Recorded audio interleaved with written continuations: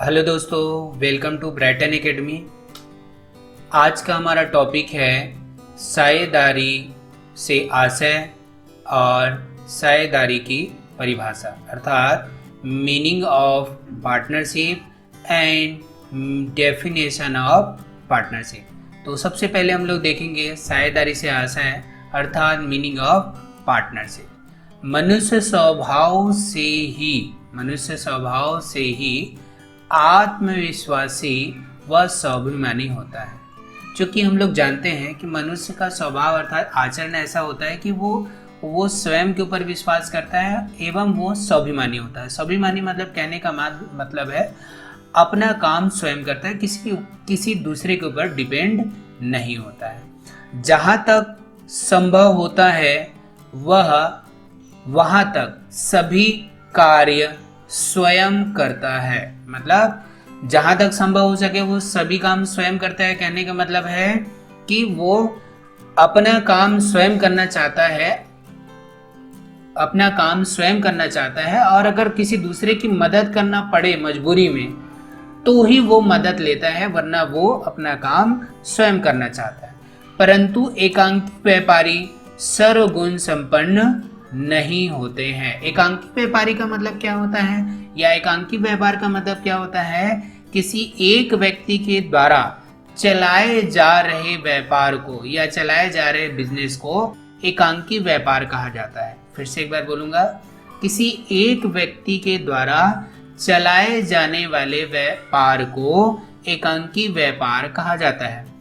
तो उस व्यापारी को क्या कहते हैं? एकांकी व्यापारी कहते हैं। परंतु एकांकी व्यापारी सर्वगुण संपन्न नहीं होते हैं। सर्वगुण संपन्न का मतलब क्या है? यहाँ से सर्वगुण संपन्न का मतलब ये होता है जिसमें पूरा गुण ना हो।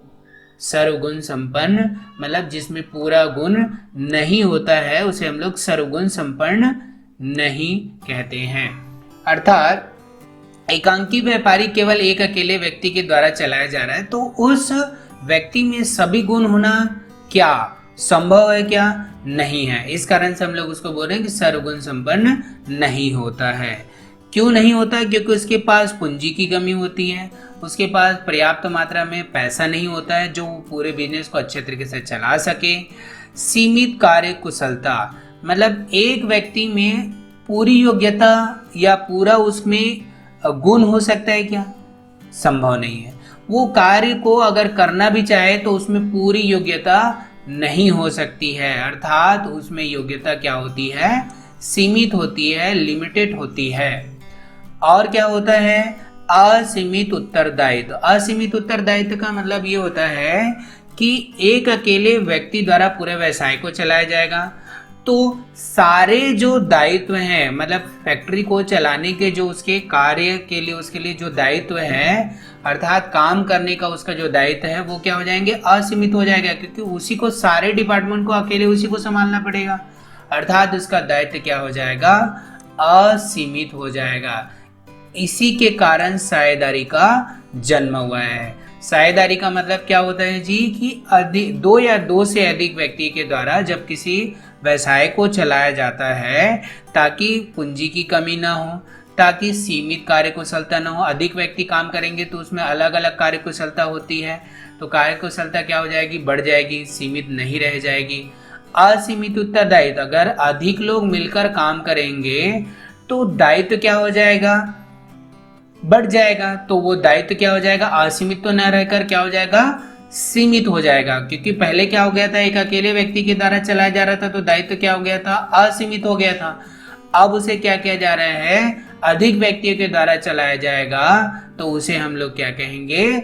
साझेदारी कहेंगे। और उसका दायित्व क्या हो जाएगा? सीमित हो जाएगा, क्योंकि दायित्व तो बढ़ जाएगा। इसी कारण से क्या हो गया? साझेदारी का जन्म हुआ। दो या दो से अधिक व्यक्ति मिलकर उस काम को करेंगे तो उसे हम लोग क्या कहते हैं? साझेदारी कहते हैं। उसे क्या कहते हैं? साझेदारी कहते हैं। तो इसका और डिटेल में थोड़ा समझेंगे आगे। बड़े व्यवसाय करने के लिए अधिक मात्रा में क्या चाहिए? पूंजी चाहिए। और अधिक मात्रा में क्या चाहिए? कुशल व्यक्ति चाहिए। तो उसकी आवश्यकता होती है। बड़े व्यवसाय को चलाने के लिए क्या क्या चाहिए जी? अधिक मात्रा में पूंजी और अधिक कुशल व्यक्तियों की आवश्यकता होती है। पूंजी, कुशलता एवं अनुभव प्रत्येक व्यक्ति में नहीं पाया जाता। मतलब कहने का मतलब है कि एक व्यक्ति में ये सारे चीजें नहीं पाई जाती। उसके पास पूरी मात्रा में पूंजी तो नहीं होता है, पूरी मात्रा में उसके पास मतलब उसके पास पूरी योग्यता होती नहीं है, उसको कार्य करने का पूरा पूरा अनुभव नहीं होता है। तो व्यवसाय की सफलता के लिए पूंजी पर्याप्त मात्रा में होनी जरूरी है, कुशलता अर्थात उसमें योग्यता भी पर्याप्त मात्रा में होनी चाहिए, अनुभव मतलब उसे कार्य करने का अनुभव भी होना चाहिए। यदि व्यवसाय की सफलता चाहिए तो इन्हीं गुणों का होना आवश्यक है। इन्हीं गुणों का आवश्यक है मतलब पूंजी उसके पास पर्याप्त मात्रा में, योग्यता उसमें काफ़ी होनी चाहिए, अनुभव भी काफ़ी होना चाहिए, जो एक व्यक्ति में संभव नहीं है। तो व्यवसाय की सफलता के लिए इन तीनों गुणों का होना आवश्यक है। तीनों गुणों का मतलब पूंजी पर्याप्त मात्रा में होना, कुशलता होना और अनुभव होना। इसलिए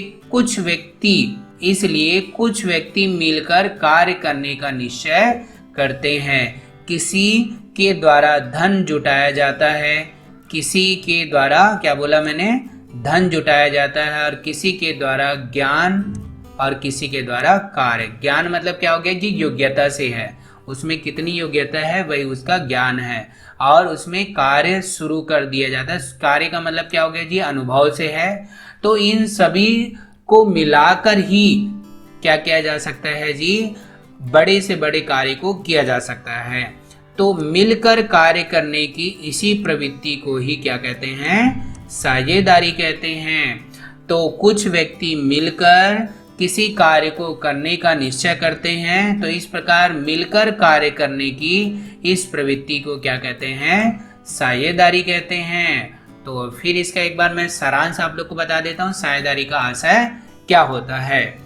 साझेदारी का आशय क्या होता है जी, क्योंकि एक अकेला व्यक्ति व्यवसाय को पूरी अच्छे तरीके से चला नहीं सकता है, क्योंकि उसके पास पूंजी पर्याप्त मात्रा में नहीं होती, उसमें कार्य कुशलता भी क्या होती है जी, अर्थात योग्यता क्या होती है, सीमित होता है, और उसके ऊपर कार्य का बोझ अर्थात असीमित उत्तरदायित्व होता है। इसी कारण से वो व्यवसाय को अच्छे तरीके से एक अकेले व्यक्ति द्वारा अच्छे तरीके से चलाया नहीं जाता है। अगर उसे कोई बड़ा व्यवसाय करना है या व्यवसाय को बहुत अच्छे तरीके से करना होगा, तो उसके लिए कुछ व्यक्तियों को आपस में मिलकर कार्य करना होगा, तभी क्या हो सकता है व्यवसाय को अच्छे तरीके से चलाया जा सकता है। क्योंकि इसके लिए क्या करना पड़ता है जी, व्यवसाय को बहुत बेटर तरीके से चलाने के लिए क्या करना पड़ता है, पूंजी जुटाना पड़ता है, योग्यता होनी चाहिए, लोगों में कार्य करने की अनुभव होना चाहिए, तभी वो मिलकर आपस में कार्य को करते हैं। तो इस प्रकार आपस में मिलकर कार्य करने की इस प्रवृत्ति को ही क्या कहते हैं, साझेदारी कहते हैं। तो आप लोगों को समझ में आ गया होगा कि साझेदारी से आशय क्या है और साझेदारी क्यों एक से अधिक या दो से अधिक व्यक्ति मिलकर करते हैं। अब आगे देखेंगे साझेदारी की परिभाषा, डेफिनेशन ऑफ पार्टनरशिप। तो इसका हम लोग डेफिनेशन देखेंगे अर्थात इसकी परिभाषा देखेंगे। जब दो से अधिक व्यक्ति मिलकर किसी समझौते के अनुसार वैधानिक व्यापार को चलाने के लिए तैयार होते हैं।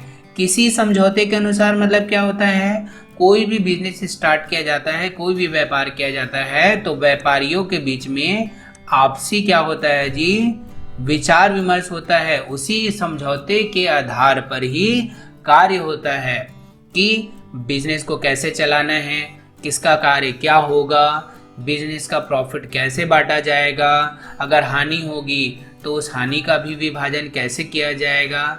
ये सारी चीज़ों का समझौता आपस में किया जाता है। इसी के अनुसार वैधानिक व्यापार को चलाने के लिए तैयार होते हैं। वैधानिक व्यापार का मतलब यहाँ पर क्या हो गया, वैधानिक व्यापार का मतलब क्या है, वैधानिक व्यापार मतलब ऐसा व्यापार जो कानूनी रूप से मान्यता प्राप्त हो, जिसे सरकार गैर कानूनी न कहे, मतलब कानूनी नियमों के आधार पर अगर कोई व्यवसाय चालू होता है तो उसे हम लोग वैधानिक व्यापार कहते हैं। तो वैधानिक व्यापार को चलाने के लिए तैयार हो जाते हैं। तो एक बार फिर से समझेंगे, जब दो या दो से अधिक व्यक्ति मिलकर किसी समझौते के अनुसार वैधानिक व्यापार को चलाने के लिए तैयार हो जाते हैं, जिसके माध्यम से क्या क्या करते हैं जी, उन लोग व्यापार में पर्याप्त मात्रा में पूंजी लगाते हैं, अनुभव लगाते हैं, श्रम अर्थात मेहनत और श्रमिकों से है, श्रमिक भी लगाया जाता है ताकि काम अच्छे तरीके से हो सके। तो उसके फलस्वरूप होने वाले लाभ को अथवा हानि को विभाजन आपस में करते हैं, उसी को हम लोग क्या कहते हैं, साझेदारी कहते हैं। तो एक बार इसका फिर से समझेंगे, दो या दो से अधिक व्यक्ति मिलकर किसी कार्य को या किसी समझौते के अनुसार वैधानिक व्यापार को चलाने के लिए पूंजी, अनुभव और श्रम लगाते हैं तथा उसके फलस्वरूप जो भी लाभ होता है या हानि होता है उसका आपस में क्या करते हैं, विभाजन करते हैं। विभाजन मीन्स क्या होता है, विभाजन मीन्स होता है आपस में जो भी लाभ हुआ है उसको बांटना। विभाजन का मतलब बांटने से है, उसी को हम लोग क्या कहते हैं, साझेदारी कहते हैं। अब साझेदारी की परिभाषा भारतीय साझेदारी अधिनियम 1932 की धारा 4 के अनुसार, एक बार फिर से समझेंगे, भारतीय साझेदारी अधिनियम 1932 की धारा 4 के अनुसार, मतलब भारतीय अधिनियम में क्या किया गया है, साझेदारी की परिभाषा दी गई है जो 1932 को दिया गया है, जो धारा 4 के अनुसार है। तो इसकी परिभाषा क्या होता है जी, साझेदारी उन व्यक्तियों के बीच एक संबंध है। एक संबंध है कहने का मतलब क्या हो गया जी, व्यवसाय को करने के लिए व्यक्तियों के बीच में आपसी पारस्परिक अर्थात परस्पर एक संबंध अच्छा होना चाहिए। अगर व्यापारियों के बीच में संबंध अच्छा नहीं होगा तो क्या उन लोग आपस में बातचीत करके बिजनेस को अच्छे तरीके से चला पाएंगे क्या, नहीं। इस कारण से उन लोगों के बीच में अच्छा संबंध होना जरूरी है। तो साझेदारी उन व्यक्तियों के बीच एक संबंध है जिन्होंने किसी एक ऐसे व्यवसाय के लाभों को बांटने का समझौता किया है। आपस में बांटने का समझौता किया है कहने का मतलब क्या हो गया जी, कि लोग आपस में पहले से डिसाइड किए हैं कि लाभों को कैसे बांटा जाएगा, ये जो लाभ है इसको कैसे बांटा जाएगा, इसका उन लोगों ने आपस में समझौता किया गया है, जो उन सबके द्वारा या उन सभी की ओर से किसी एक व्यक्ति के द्वारा चलाया जाता है। मतलब कहने का मतलब यहाँ पर आप लोग को समझ में नहीं आया होगा, बिजनेस जब भी चलाया जाता है साझेदारी में अर्थात पार्टनरशिप में या व्यवसाय में, तो उसमें क्या किया जाता है, या उन सबके द्वारा चलाया जाता है। सबके द्वारा कहने का मतलब वो सभी व्यवसाय के मालिक रहते हैं, किसी को एक जने को पर्टिकुलर क्या नहीं बनाया गया, उसमें बॉस नहीं बनाया गया, सभी बॉस है उसके, उन सबके द्वारा चलाया जाता है, या उन सभी की ओर से किसी एक व्यक्ति के द्वारा चलाया जाता है। मतलब उन सभी में से किसी एक व्यक्ति को क्या किया जाता है, बॉस बना दिया जाता है, हेड बना दिया जाता है, उसके द्वारा चलाया जाता है, उसी को हम लोग क्या कहते हैं, साझेदारी कहते हैं। तो एक बार और समझेंगे, भारतीय साझेदारी अधिनियम 1932 की धारा 4 के अनुसार साझेदारी उन व्यक्तियों के बीच में एक संबंध होता है जो एक ऐसे व्यवसाय मतलब कोई एक व्यवसाय है जिसका व्यवसाय का, चलो मान के चलते हैं कि एक कंपनी है जो रबड़ का व्यवसाय करती है, या एक पार्टनरशिप है जिसमें, या एक साझेदारी जो एक रबड़ का व्यवसाय करती है, तो उससे होने वाले लाभ को आपस में बांटने का समझौता करते हैं, जो उन सबके द्वारा चलाया जाता है या उन सभी में से किसी एक व्यक्ति के द्वारा चलाया जाता है, उसे हम लोग साझेदारी कहते हैं। तो एक बार परिभाषा देखेंगे, परिभाषा क्या है जी, दो या दो से अधिक व्यक्ति मिलकर जब किसी वैधानिक व्यापार या कानूनी व्यापार को चलाने के लिए पूंजी लगाते हैं, श्रम लगाते हैं या अनुभव अर्थात एक्सपीरियंस लगाते हैं, तो उनसे होने वाले लाभ को आपस में बांटने को ही साझेदारी कहते हैं। थैंक यू दोस्तों, थैंक्स फॉर वॉचिंग।